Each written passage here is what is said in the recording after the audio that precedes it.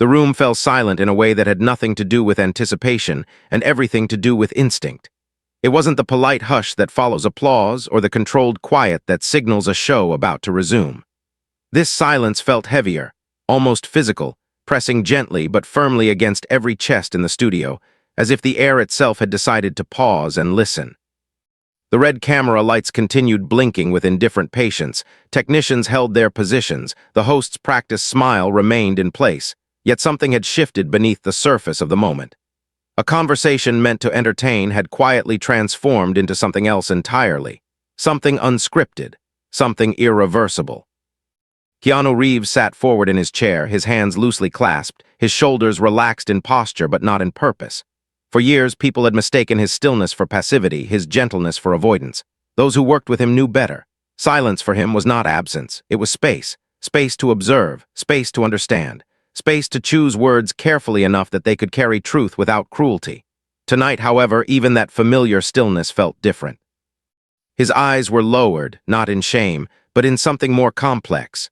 Resolve mixed with acceptance. The kind of expression worn by someone who knows a door is about to close behind them and that opening it again will never feel the same. Across from him, Sandra Bullock felt the change before it fully registered in her mind. There are moments when instinct speaks faster than reason, when the body recognizes a turning point before the intellect can name it. She had lived long enough in public spaces to sense when a conversation drifted beyond its safe boundaries, when something rehearsed slipped into something real. The warmth she knew so well was still there between them, decades of shared history resting quietly beneath the surface. But now there was also clarity. And clarity, when it arrives without invitation, can be far more unsettling than conflict. The host had asked what was meant to be an easy question, one of those polished prompts crafted to stir nostalgia without disturbing comfort. A question about long-standing connections, about chemistry that audiences never forgot, about what remains when the cameras stop and the roles end.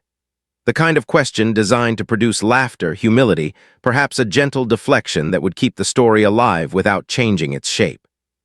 But Keanu did not smile. He did not laugh. He did not reach for humor as a shield. He lifted his gaze slowly, not toward the audience, not even toward Sandra yet, but toward a point somewhere beyond the lights, as if he were searching not for words, but for alignment. When he finally spoke, his voice was calm, almost soft, and because of that, every syllable carried weight. He spoke about the way people build narratives around others when silence leaves room for imagination. About how grief, affection, loyalty, and history often become ingredients in stories that no longer belong to the people living them. He spoke about spending much of his life carrying love quietly, not because it was hidden, but because it did not need to announce itself to be real. Sandra's breath slowed, not from fear but from recognition. She had stood beside him in moments of triumph, in moments of exhaustion, in moments when the world demanded performance instead of humanity. She knew his cadence. She knew when he was being polite, when he was being careful, and when he was being precise. This was precision, and precision rarely comes without consequence. He said that there comes a time when a person must choose not what feels familiar, but what feels honest. Not what preserves comfort, but what preserves integrity. And in that instant, Sandra understood that this was not a story about the past. It was a declaration about the present, about the future, about the quiet responsibility that arrives when living gently is no longer enough. When he finally turned to her, his expression held no defensiveness, no regret, no appeal, only respect. And sometimes respect is what hurts most because it leaves no space for resentment to stand.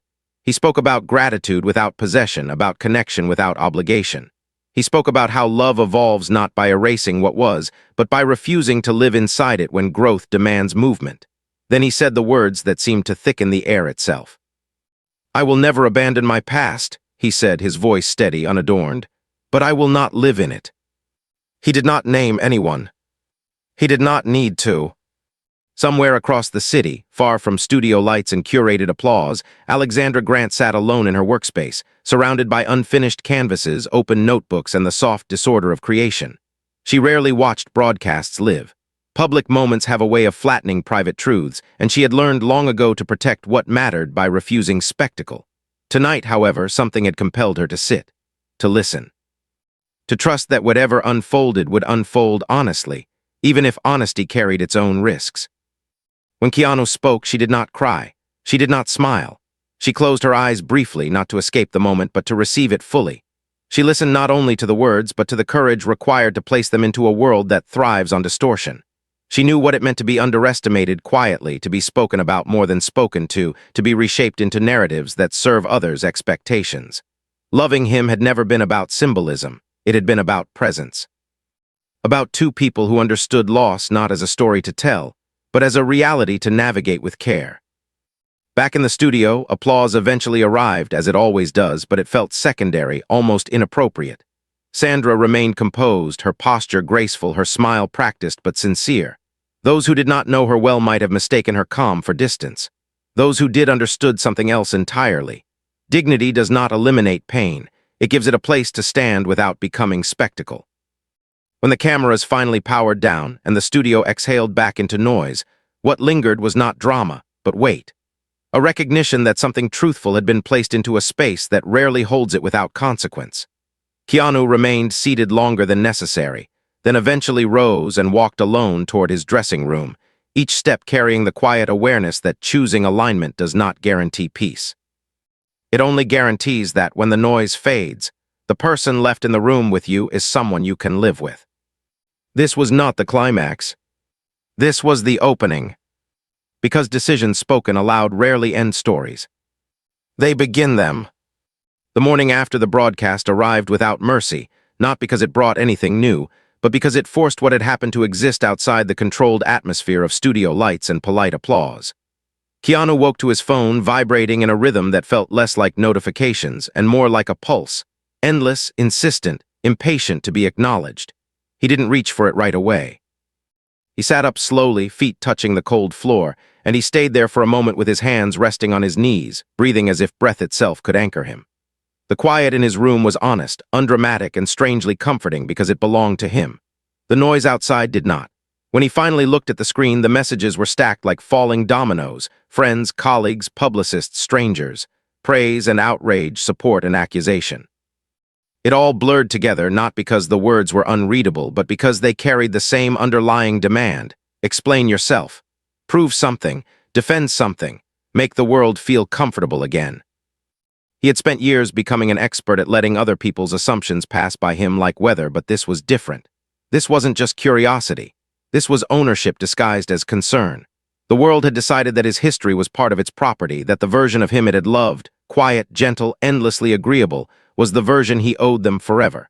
And now, because he had chosen clarity without cruelty, it felt to them like betrayal. The irony sat heavy in his chest. People demanded honesty until honesty disrupted the story they preferred. He set the phone down again and stared at the far wall for a long time, not because he was afraid of what was being said, but because he understood something sharper. Even if he explained everything perfectly, it would not matter to those who were never listening for truth in the first place. Across the city, Alexandra felt the shift before she touched her phone, as if the atmosphere itself had changed overnight. She stood in her kitchen with a mug warming her hands, sunlight spilling across the counter in a way that should have felt ordinary, but nothing about the day felt ordinary now. Her phone sat face down beside her, and she left it that way for several minutes, not from avoidance, but from intention. She had lived long enough inside the quiet, patient work of building a life that she knew one truth with certainty. Reactions are loud, but they are not permanent.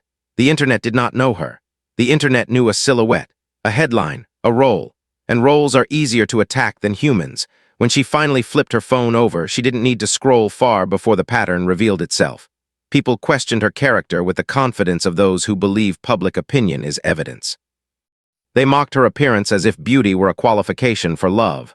They accused her of strategy, as if devotion must always come with an agenda. It wasn't the cruelty that surprised her.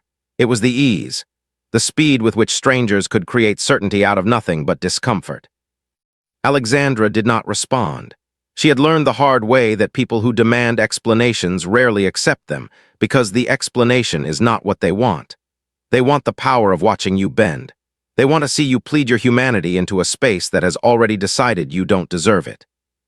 Instead, she carried her mug into her workspace, the place where she always returned when life became too noisy, and she stood in front of a canvas that had been waiting for her long before the world decided to make her name a topic. There was something almost sacred about the simplicity of paint and silence. In that space, she didn't have to perform strength. She could simply be steady. She could let the emotion move through her without turning it into spectacle. And she could choose what part of herself to offer the world, rather than allowing the world to take it. Sandra, meanwhile, moved through her morning with a kind of practiced calm that had been built over years of surviving public misunderstandings with grace. She answered emails, reviewed schedules, responded to work obligations, smiled when expected, spoke warmly when necessary. If anyone looked closely enough, they might have noticed the way her eyes lingered a fraction longer on nothing, the way her hand paused before picking up her coffee, the way her attention drifted toward quiet places in her mind she normally kept closed during busy days. What she felt was not anger. It was something far more complicated because it required honesty with herself. She had never asked Keanu to choose her. She had never asked him to remain suspended in a story people invented. Yet she recognized the uncomfortable truth that her silence over the years had helped the myth survive. Not because she wanted it, but because she had been too polite to dismantle it publicly. People had taken that politeness and turned it into confirmation. They had turned her into an idealized symbol, past love, perfect match, unfinished destiny. And now, as the world reacted, she felt how dehumanizing it was to be treated like a chapter rather than a person. She replayed the studio moment in her head, not searching for mistakes, but searching for meaning. Keanu's words had been kind, respectful, carefully chosen, yet kindness does not stop people from bleeding when the narrative shifts. She understood that the pain wasn't rooted in his truth. It was rooted in how the world framed his truth, as rejection instead of evolution, as abandonment instead of alignment. The public didn't know the reality of their bond, how it had matured, how it had deepened in a way that had nothing to do with romance and everything to do with trust. They didn't know the quiet support exchanged over years, the private conversations that never belonged to anyone else. And because they didn't know, they filled the gaps with fantasy, then punished everyone when reality refused to match it. By noon, the backlash had grown teeth. Headlines popped up like weeds, clips circulated out of context, trimmed into fragments designed to provoke outrage rather than understanding. Commentary shows discussed his decision, as if love were a courtroom ruling. People who had never met any of them spoke with moral authority, diagnosing motives, assigning blame, building villains and heroes because complexity felt too uncomfortable to hold. A producer messaged Keanu, half joking, that honesty was a dangerous brand move. A publicist suggested a statement to clarify the segment, a few strategic lines that would soften the edges and calm the noise. Keanu listened, thanked them, and did not agree. He knew what would happen if he tried to correct the world with another performance. He would be handing the story back to the same machine that had distorted it in the first place. He understood now that the only way to break a false narrative is to stop feeding it. Not with silence that suggests guilt, but with consistency that suggests integrity. Still, he couldn't pretend the weight wasn't real. He thought about Alexandra not as an extension of his life, but as a whole person who had been dragged into a spotlight she never asked for. The world had always been ready to judge him, but he had chosen this life. She hadn't. His chest tightened with a feeling that wasn't regret but responsibility. That afternoon, he drove without destination for nearly an hour, letting the motion settle his thoughts. At a red light, he finally called her. When she answered, her voice was calm, but he could hear the truth under it, the awareness that their private world had been punctured. "I'm sorry," he said, and he meant it, not as an apology for honesty, but as a recognition of impact. "I didn't want you to carry this." Alexandra didn't respond quickly. She breathed once, then spoke with the kind of steadiness that doesn't come from being unaffected, but from being anchored. "I would carry worse than this to live honestly," she said, not as drama, but as fact. "And silence wouldn't have protected me anyway. It only would have protected the illusion. What you did didn't create the storm. It just revealed it." Keanu closed his eyes for a moment, absorbing the truth in her words. He realized that for years he had confused kindness with avoidance, as if keeping things quiet was always the gentlest choice. Now he understood that silence can become a form of cruelty when it allows others to keep living inside a lie. Alexandra wasn't asking him to fight the world. She was reminding him that integrity doesn't negotiate with comfort. It simply exists and lets people react however they will. That evening, Sandra sat alone after her day finally stopped demanding performance. The house was quiet in a way that made her thoughts louder. She scrolled through messages she hadn't answered, each one offering sympathy as if she had been wronged. That was the part that stung unexpectedly. The assumption that she must be wounded in a way that required pity, that she must be the victim of someone else's happiness. She didn't want pity, she wanted respect. She wanted the world to stop treating her like a monument to unfinished romance. She wanted the public to understand that closure doesn't always look like heartbreak. It can look like maturity. It can look like gratitude without possession. It can look like people honoring each other's growth without turning it into a fight. And yet she also acknowledged her own emotion with honesty. There was grief there, not for a romance that never belonged to her, but for the story the world insisted on attaching to her name. It was exhausting to be constantly pulled back into a narrative that didn't reflect her full life. She had worked too hard, built too much, survived too many storms to be reduced to someone's what if. Sitting there, she realized she had a choice to make, not about Keanu, but about herself. She could remain quiet and let the myth keep feeding itself, or she could reclaim her own narrative in a way that didn't attack anyone, but finally told the truth.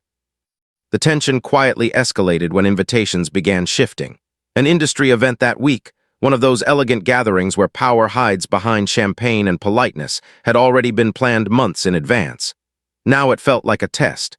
People whispered about who would attend, who would avoid whom, who would be framed as dignified and who as divisive. These events had always been theater, but now the stakes felt personal, not because any of them wanted drama, but because the world wanted to watch them react. Keanu accepted the invitation without hesitation, not as defiance, but as refusal to hide. Alexandra accepted too, aware that shrinking only validates the judgment of those who believe you don't belong. Sandra hesitated longer than the others, not because she feared them, but because she understood what the world would try to turn her into at that event. A symbol, a headline, a reaction. But after a long moment of stillness, she decided to attend as well, not for spectacle, for agency. For the quiet power of showing up as herself, not as the story people wrote for her. Night arrived with that particular kind of city glow that makes everything look polished from a distance. Alexandra stood in front of her mirror, adjusting nothing about herself for anyone's comfort. She chose simple elegance, not designed to compete, not designed to prove, but designed to reflect her own identity. Keanu dressed with the same restraint he always had, but he noticed something different in his hands as he buttoned his jacket. A steadiness that came from making a decision and committing to live inside it. Sandra prepared with a calm professionalism that had carried her through decades, but beneath that calm was an intention that felt new. She wasn't going to be anyone's tragedy. She wasn't going to be anyone's weapon. She was going to be a person in a room full of people, and she would not shrink into a symbol. And somewhere in the quiet before they stepped into that event, each of them carried their own private truth. Keanu carried the weight of choosing honesty in a world that prefers comfort. Alexandra carried the resilience of being judged by strangers and refusing to explain herself to those who never wanted understanding. Sandra carried the courage of reclaiming her narrative without turning anyone else into an enemy. None of them knew exactly what would unfold at the event, but all of them understood the deeper reality now. The real conflict was never between them. It was between truth and expectation, between dignity and spectacle, between the lives they lived and the stories the world demanded. What would happen next would not be loud. It would not be explosive. It would be something far more unsettling to an audience addicted to chaos. Three people choosing composure, respect, and boundaries in a culture that rewards drama. And in that choice, the world would be forced to confront a question it never likes to ask. If there is no villain, what happens to the story you came to watch? The venue shimmered the way places designed for power always do, wrapped in soft light and reflective surfaces that made every movement look intentional. Every smile looked permanent. Crystal fixtures scattered brightness across polished floors, turning slow footsteps into glimmers and quiet conversations into background music. From the outside, it appeared to be another elegant evening, another industry gathering where achievement was celebrated and connections were renewed. But beneath that polished surface lived a different energy, one that had nothing to do with art or philanthropy and everything to do with observation. This was not merely an event. It was a waiting room for judgment, a place where glances carried conclusions and silence could be interpreted as guilt. People were not there simply to attend. They were there to witness. When Keanu entered, the shift was subtle but unmistakable. Conversations thinned for a breath too long. Heads tilted in unconscious unison.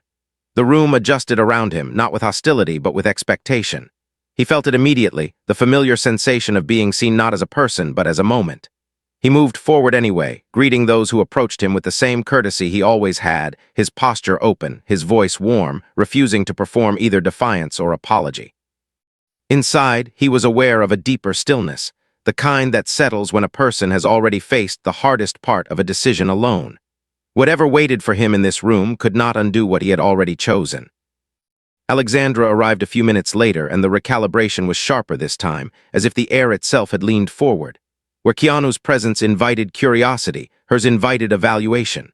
She felt it without turning her head, the subtle narrowing of attention, the invisible lines people draw when they are deciding who belongs. Smiles were offered, but some were careful, others condescending in a way that tries to disguise itself as warmth. Compliments arrived wrapped in qualifiers. Conversations closed just as she approached, reopening only when she passed. It was not open hostility. It was something quieter and far more exhausting. The soft exclusion that pretends to be politeness. The unspoken question hovering behind every interaction: who is she to stand here? Alexandra did not rush, she did not stiffen, she did not overcompensate. She moved through the room with the same grounded pace she brought into galleries and studios, into classrooms and conversations. She knew this feeling. She had known it long before her name became attached to anyone else's. The difference now was scale. This was not a small room. This was a culture. And it was watching her measure herself against its unspoken rules. She did not measure herself at all. She chose instead to remain present, responding when spoken to, listening without shrinking, letting her silence be full rather than empty. There is a kind of strength that doesn't announce itself. It simply refuses to bend. Keanu observed it from across the room, the way Alexandra was being handled by the atmosphere rather than by individuals. No one was rude. That was the problem. Politeness had become a weapon so subtle it left no visible wound. He watched people speak to her differently than they spoke to him, their tone softer but their curiosity sharper, their questions drifting not toward her work but toward her proximity. As if her presence required justification, as if her worth needed translation. Something tightened in his chest, not anger but clarity. The scrutiny he faced was loud and temporary, fueled by headlines that would eventually move on. Hers was quiet and continuous, shaped by assumptions that rarely make noise because they don't need to. They simply persist. He moved closer, not to shield her, but to stand where he belonged. When someone dismissed her work with faint praise, framing it as an interesting hobby rather than a serious contribution, he did not correct them with confrontation. He corrected them with attention. He spoke about her projects with specificity, about her thinking, about the conversations her work sparked, not in a way that elevated her through him, but in a way that returned her to herself. The shift was immediate. Not because opinions changed, but because the room was forced to recalibrate its laziness. It is easy to underestimate someone when no one challenges the assumption. It is much harder when the challenge comes not as defense, but as fact. Alexandra met his eyes briefly, not in gratitude, but in mutual recognition. She did not need him to validate her, but she valued the way he refused to let the room erase her. She spoke when invited, and when she spoke, it was not about the noise that surrounded them.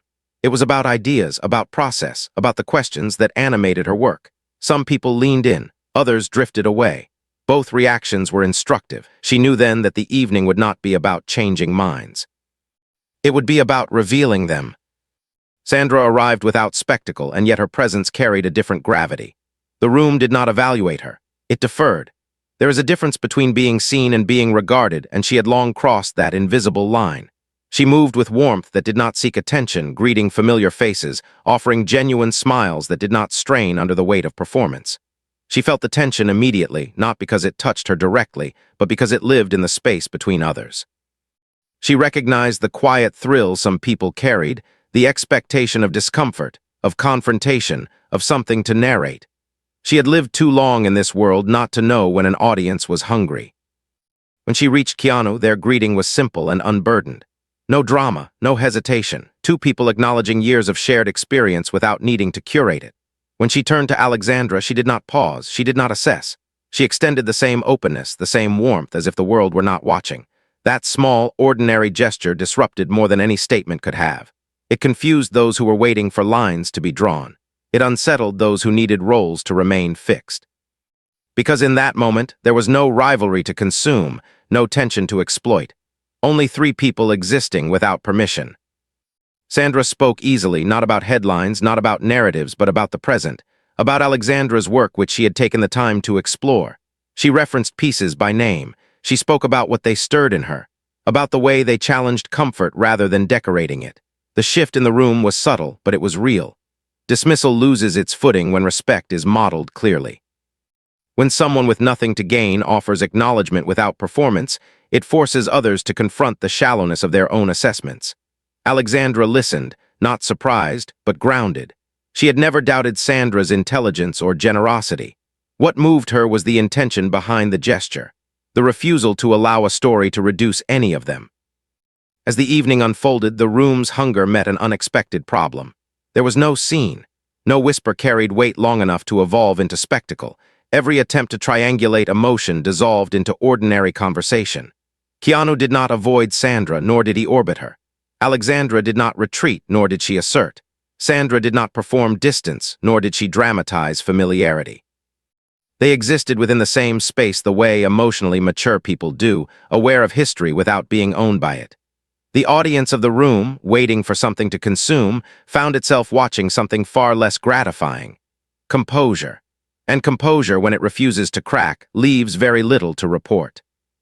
Eventually, the three of them found themselves standing together, not arranged, not orchestrated, but because movement naturally converges in small spaces. There was no hush, no dramatic pause, no one leaned in close enough to hear words they could distort. Sandra spoke first, not to clear the air because there was no air to clear, but to name what rarely gets named. She spoke about gratitude without nostalgia. About how some relationships shape you in ways that never disappear, even when their form changes. She spoke about respect not as an obligation, but as a choice renewed. Not once did she reference the broadcast. Not once did she frame herself as something left behind. In doing so, she quietly dismantled the role the world had tried to lock her into. Keanu listened, not with relief, but with recognition. He understood in that moment that what he had feared was not her reaction, but the story that had grown around them both. And now, standing there, he felt the weight of that story loosen, not because it had been argued against, but because it had been rendered unnecessary. Alexandra added little, not because she had nothing to say, but because she understood the power of not crowding a moment that was already complete. When she did speak, it was not about the past. It was about presence, about how rarely people allow each other to evolve without turning that evolution into conflict. Her words were quiet. They did not compete. They settled. Those nearby heard nothing they could turn into a headline, and that more than anything unsettled them. Confusion replaced excitement. Without a villain, outrage has nowhere to land. Without confrontation, drama collapses under its own weight. The narrative the world had been preparing to consume found no structure to cling to, and slowly, almost reluctantly, attention drifted elsewhere. Other conversations, other spectacles. The room, deprived of its anticipated tension, returned to its usual rhythms. By the time the evening softened toward its end, something had shifted, though few could have named it. Not resolution, not reconciliation, something more destabilizing to those invested in drama. A refusal to perform, each of them left separately, not to make a statement, but because they had none to make. Outside, the night air was cooler, quieter, honest in a way indoor spaces rarely are. Keanu stood for a moment before entering his car, aware of a strange, unfamiliar calm. Not the calm that comes from things going well, but the calm that comes from things being real. Alexandra walked a short distance before her ride arrived, letting the city move around her without needing to respond to it. Sandra paused on the steps, looking back once at the building that had promised spectacle and delivered something else entirely. This was the moment the story began to lose its edges, not because everyone understood, but because there was nothing left to sharpen. No one had bled for the narrative, no one had fed it emotion, and without that fuel it began to dissolve. The real confrontation had never been between people, it had been between values, between the expectation that public lives must remain accessible and the decision to draw private boundaries. Between the belief that kindness is weakness and the demonstration that restraint can be its own form of power. The world had come looking for noise and found quiet instead. And quiet, when it is chosen rather than imposed, has a way of unsettling those who depend on chaos. The days that followed did not arrive with the explosive aftershocks people often expect after public tension. There were no viral confrontations to analyze, no dramatic quotes to dissect, no clear winners or losses to crown. Instead, what settled over everything was something far less satisfying to an audience trained on spectacle. Quiet. A quiet that did not erase what had happened but slowly repositioned it. And in that quiet, each of them began to experience the part of transformation no one ever prepares you for. The aftermath, where integrity is tested not by pressure, but by consistency. Keanu moved through his routine with deliberate steadiness. Mornings returned to their familiar rhythm, simple breakfasts, long walks when time allowed, the small rituals that had always grounded him long before the world decided to study them. Yet there was an internal difference he could not ignore. For the first time in years, he no longer felt the subtle friction between who he was privately and who the world expected him to be. The words he had spoken publicly had not solved anything, but they had aligned something. He felt it in the absence of a certain weight, the quiet tension of carrying a truth unspoken for the comfort of others. That tension was gone. In its place was responsibility, not the kind imposed by expectation, but the kind that comes when your actions now have to live up to your clarity. He understood that if what he had said was to mean anything beyond a moment of courage, it would have to be reflected in thousands of small, unobserved choices. How he spoke, how he showed up, how he protected what mattered without turning it into performance. The industry did not stop watching. Invitations returned cautiously, framed in professionalism that tried to disguise the recalibration happening beneath it. Meetings felt slightly more formal. Conversations tested new boundaries. Some people spoke to him with newfound respect, others with thinly veiled curiosity, as if they were waiting for him to contradict himself, to soften, to retreat. He did neither. When asked about the broadcast, he did not dramatize it. He did not deny it. He spoke about values instead, about growth, about the difference between honoring history and living inside it. His refusal to feed the narrative slowly drained it of energy. Outrage needs oxygen, clarity starves it. Alexandra felt the aftermath in a different way, not as noise, but as a subtle shift in how she was approached. There were new invitations, new conversations, some sincere, others transparently opportunistic. People who had never spoken to her before now wanted her perspective, her presence, her explanation. The sudden attention could have felt validating if it hadn't been so revealing. She recognized how quickly visibility invites entitlement, how easily people mistake someone's public relevance for public access. She declined more than she accepted, not out of bitterness, but out of discernment. She knew that protecting her inner world was not withdrawal, it was preservation. She returned to her work with renewed intensity, not because she needed to escape what had happened, but because she understood more clearly than ever what her work was meant to hold. Questions of identity, of erasure, of what it means to remain intact inside systems that reward reduction. Her new pieces did not reference events directly. They didn't need to. They carried within them the quiet defiance of someone who refuses to let herself be flattened into someone else's narrative. Lines layered over lines, images partially revealed then obscured, faces that seemed to emerge from light only to dissolve back into it. People who visited her studio spoke of feeling unsettled in a way they couldn't quite name. She listened without explaining. Art, she believed, should not instruct. It should recognize. And what her work was recognizing now was the resilience required to remain whole when the world insists on fragmenting you. Sandra, too, found herself in an unexpected season of reflection. Messages arrived from strangers thanking her for modeling grace, for showing that complexity could exist without collapse. She read them carefully, not because she needed affirmation, but because they confirmed something she had long suspected. That people are starving for examples of maturity, for evidence that relationships can transform without becoming battlegrounds. Yet alongside gratitude came discomfort.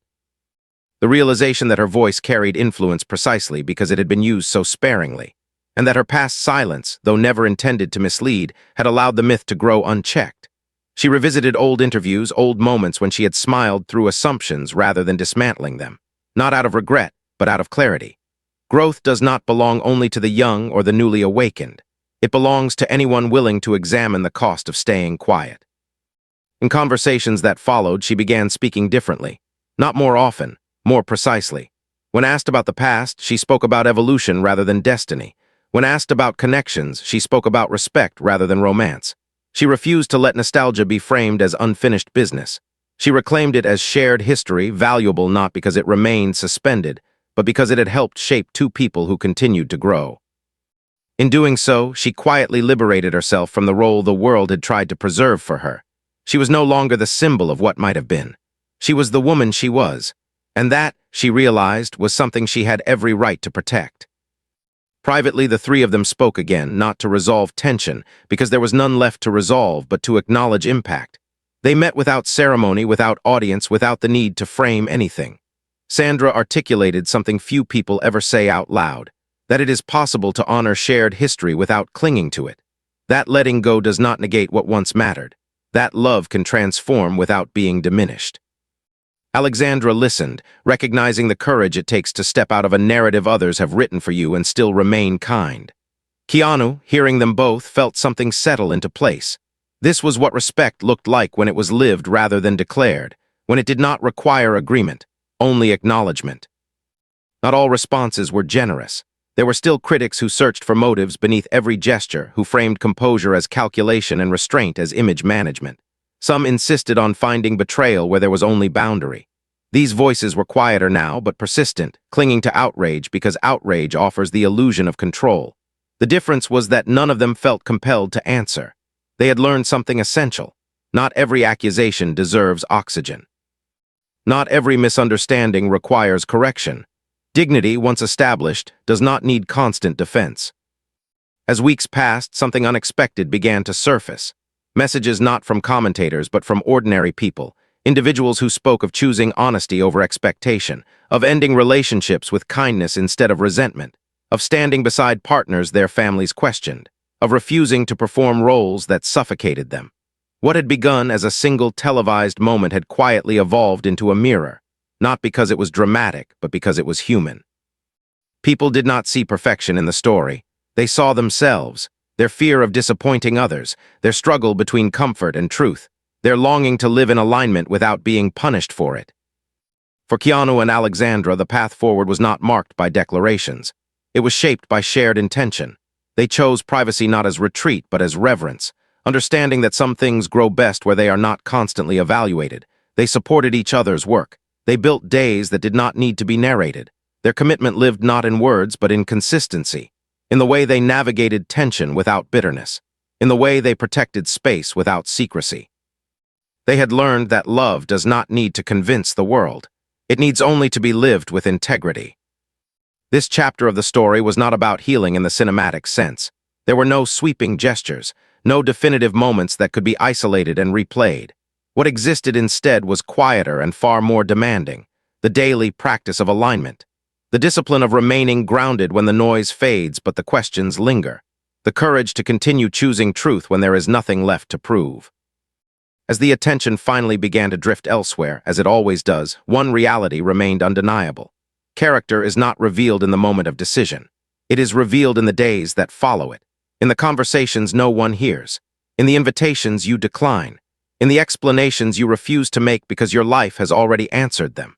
And for those willing to stand by their values when the world grows silent, that revelation becomes its own reward. Time, when it is no longer measured by headlines, begins to move differently. Weeks softened into months, and the urgency that had once wrapped itself around their names dissolved into something quieter, something closer to truth.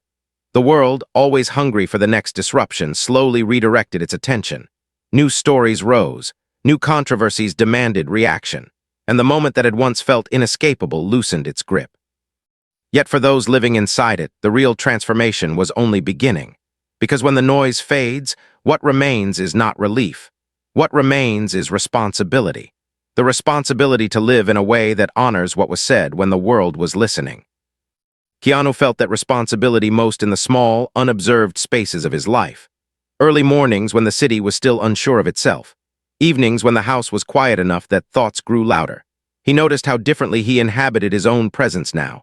There was less rehearsal in his mind, less quiet editing of what he might say if asked, less internal negotiation between kindness and truth. He had always valued gentleness, but now he understood that gentleness did not require erasure. It required precision. He found himself more attentive not only to others but to himself, to the subtle discomfort that signals misalignment, to the relief that arrives when actions stop arguing with conscience. In meetings, he spoke more clearly. In friendships, he allowed more honesty. Not because he had become braver overnight, but because he had learned the cost of postponing what needed to be named. His work reflected that shift. He gravitated toward projects that explored interior worlds rather than spectacle, stories that examined what it means to choose presence over performance. Directors and writers who met with him noticed it immediately, the way he asked questions now, not about visibility or momentum, but about intention, about what a story honors, about what it leaves untouched. He was no longer interested in participating in narratives that flattened complexity for comfort. He had seen firsthand what happens when lives are reduced to digestible roles, and he had no desire to contribute to that machinery. Alexandra experienced time not as a cooling but as a deepening. The scrutiny had never truly vanished, but it had changed shape. It no longer roared, it hovered, a distant hum rather than a storm, and in that hum she discovered something valuable: discernment. She became increasingly selective about where she invested her voice, her energy, her visibility. Invitations that once might have felt flattering now felt interrogative. She learned to hear the difference, to recognize when curiosity was genuine and when it was simply proximity disguised as interest. She declined interviews that framed her as context rather than creator. She accepted spaces that centered her work rather than her relationship. Each choice reinforced something fundamental. She did not need to be understood by everyone to remain whole. She needed only to remain honest with herself. Her studio became a kind of sanctuary, not from the world, but from distortion. She spent long hours there, letting ideas evolve without urgency. New collections took shape that explored presence, memory, and the architecture of identity. Layers emerged that suggested both vulnerability and boundary, images that invited viewers to linger without offering easy interpretation. People who encountered the work spoke of feeling both unsettled and seen.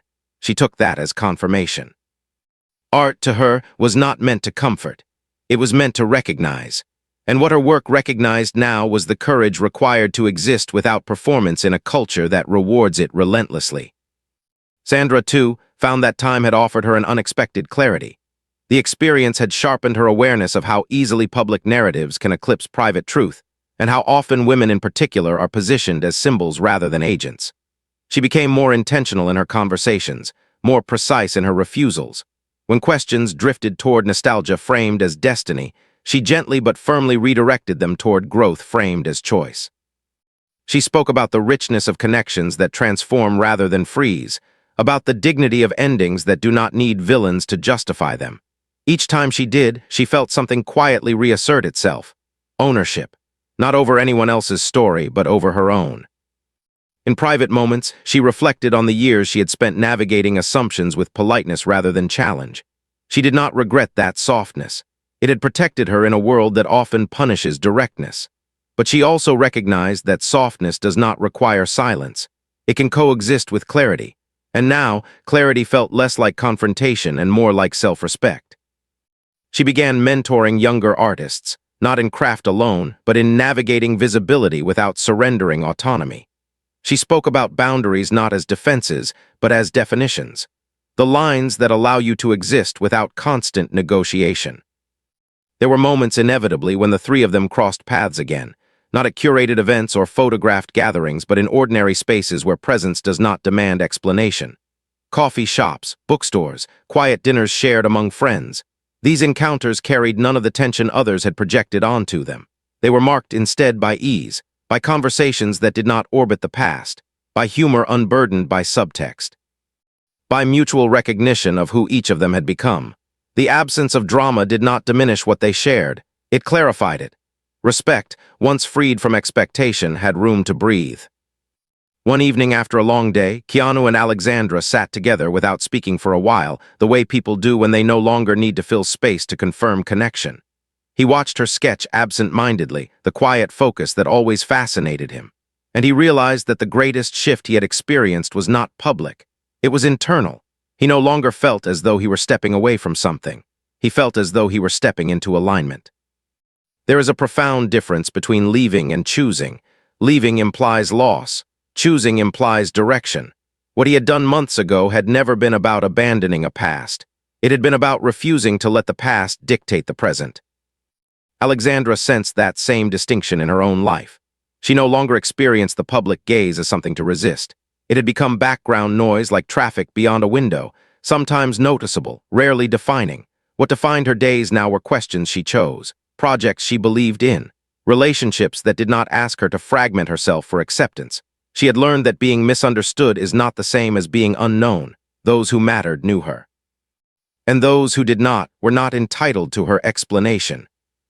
The messages continued to arrive, though more sporadically now.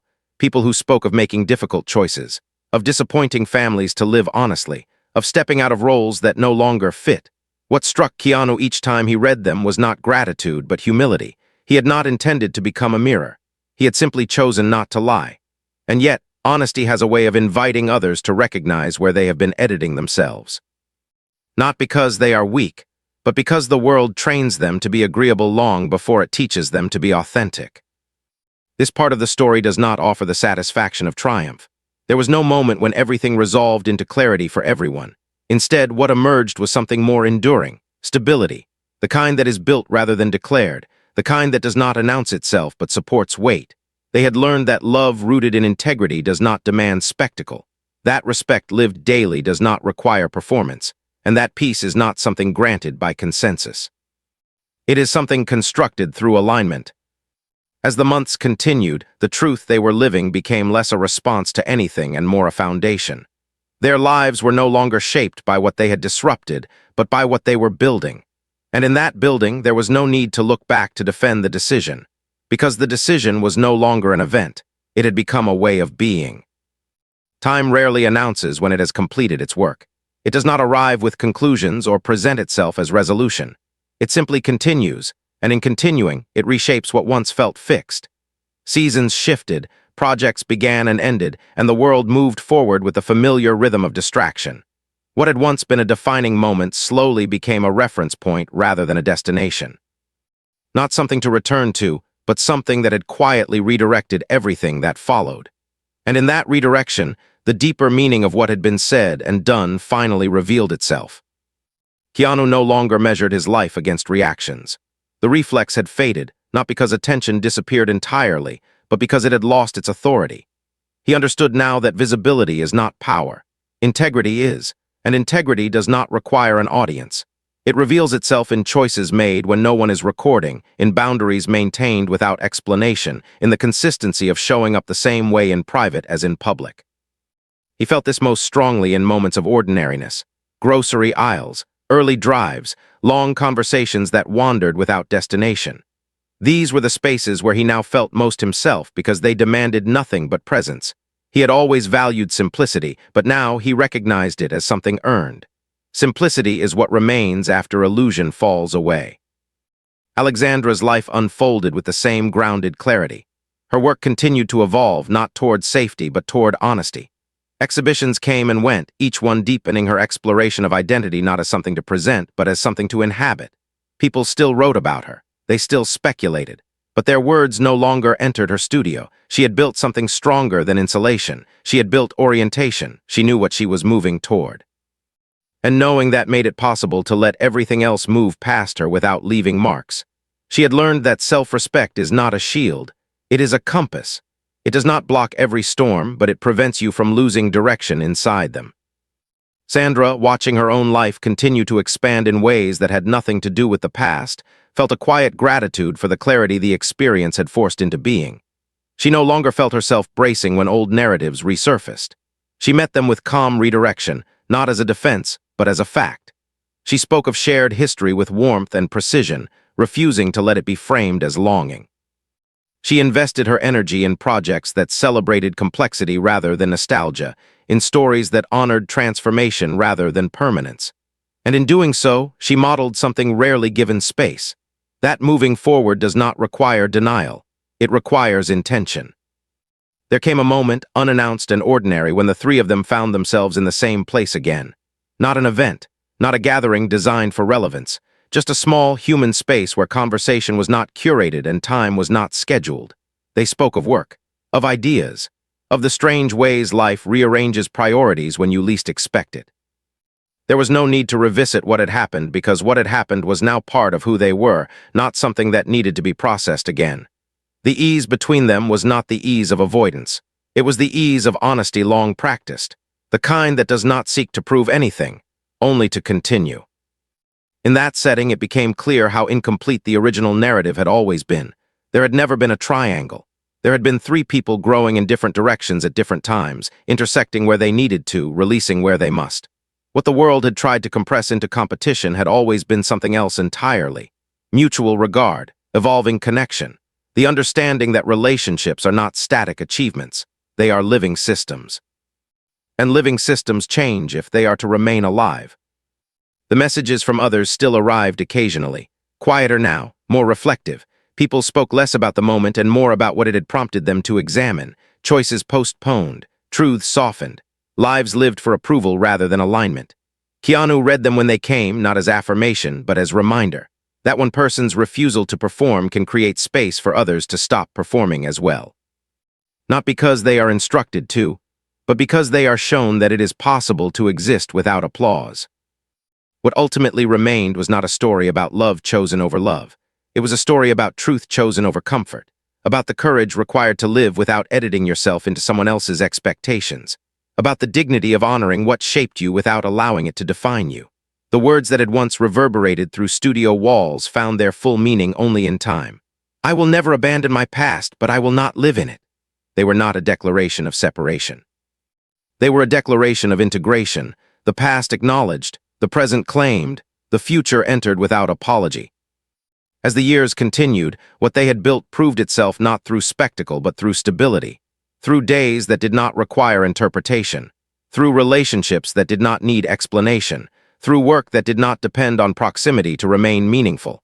Their lives were no longer responses, they were expressions, and in that distinction lived the quiet triumph no headline can capture.